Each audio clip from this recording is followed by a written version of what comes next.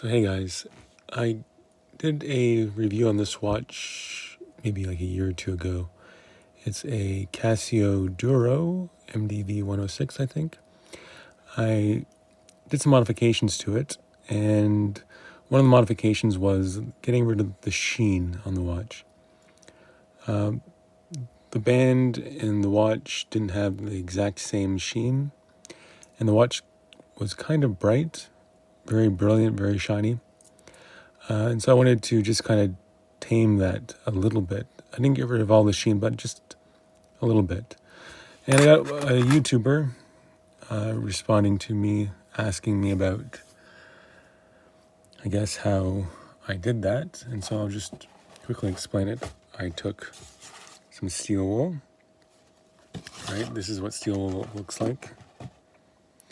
And I pretty much just, brushed in either direction. If I wanted like a grain to it, make it look like it was maybe brushed, I could do that. I could do just up and down. Circles, you can try doing circles. It might not look as attractive. So I kind of just went and just spent time scratching the parts I was interested in with the steel wool.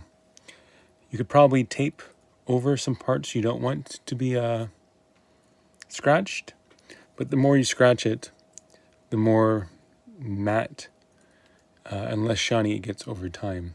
So you could tape parts down and then just scratch the parts you want. Again, if you want to have a certain style, like a certain look to it, you can scratch in one direction because the scratches do show. And so you can see there that in one direction, it might be more attractive than swirls. So again, maybe you'd want it to be more like a brushed steel. And so you can just do it in one direction.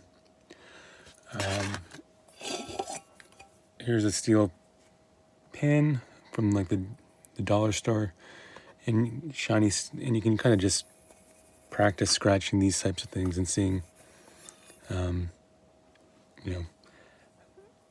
maybe how scratchy you want it. See, it does scratch inside. So if you want something to practice on, just something like that.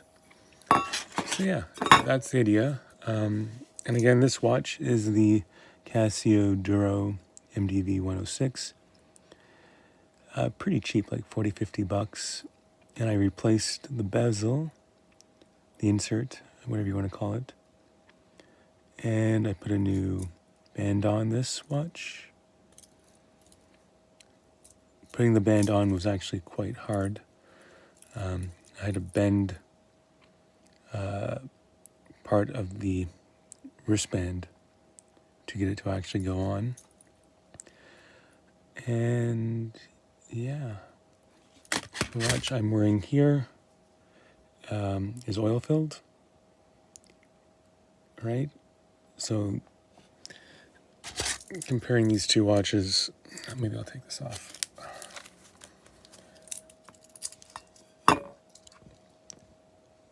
So the oil-filled one has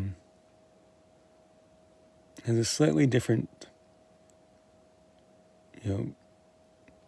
slightly different amount of reflection to it. But not a lot. I'm probably not going to oil fill this one. But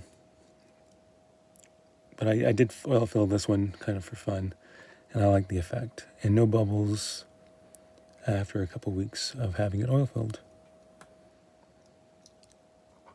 This one is not waterproof. This one is more or less waterproof, so it might be a better candidate. Anyways, cool. Hope that answered your question, Cameron.